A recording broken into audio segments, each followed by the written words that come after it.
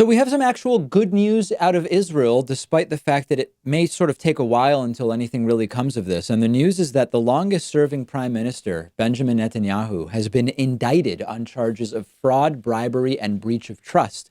Now, as many of you know, Netanyahu has been a roadblock to any kind of serious peace possibilities in Israel for a very long time. And not only not the only roadblock in the circumstances that present themselves there, but a pretty massive one, particularly given his alliances with some of the most extreme right-wing elements in the Israeli Knesset. And he has now been indicted. This is the first prosecution in Israel of a sitting prime minister. And politically, things in Israel are very hectic. There have been two inconclusive elections, maybe going to a third vote. This has been going on for almost 3 years with regard to possible charges against Netanyahu, and the charge is now finally materializing. Now, the obvious question that most people would ask is, well, what now? Does he leave? What happens next? It's unclear. This is widely uncharted territory. For now, he can remain prime minister.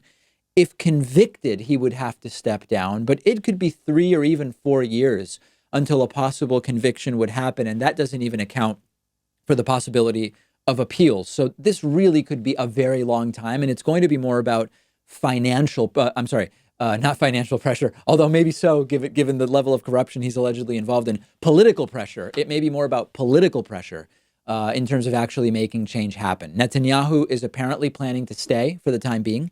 He's immediately using very Trumpian language to describe the entire thing. He's calling it a witch hunt.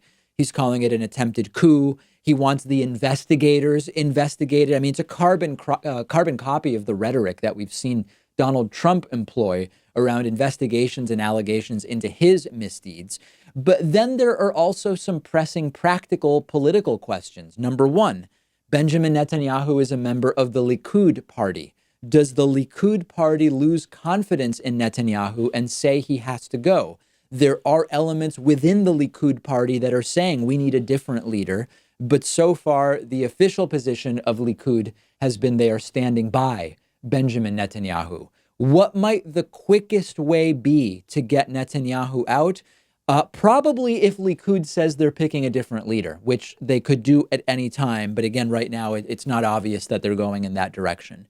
If Benjamin Netanyahu stays in power, it would not be surprising that he would try to get himself immunity through a congressional procedure, through the Israeli Knesset.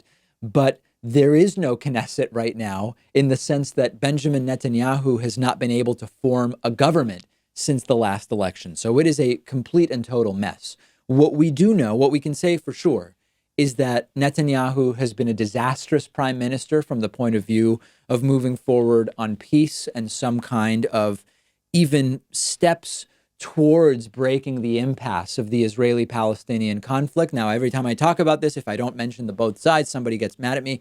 There's no question that Hamas in Gaza has also been a disgusting impediment to moving forward. But no matter that, we still have to point out that Benjamin Netanyahu has no credibility as an even potential arbiter of peace, and he has to go if we want a shot. And hopefully that will be precipitated by this, although we don't know. I've said before, Benjamin Netanyahu is allied with the most extreme religious right-wing elements of the Israeli Knesset. That is not a group that is likely to oversee any serious advancements in breaking the Israeli-Palestinian conflict impasse. There is no credible path to a lasting peace deal of any kind, as long as Benjamin Netanyahu is not only there, but again, under indictment on these charges. Israeli politics is complex. It's unpredictable.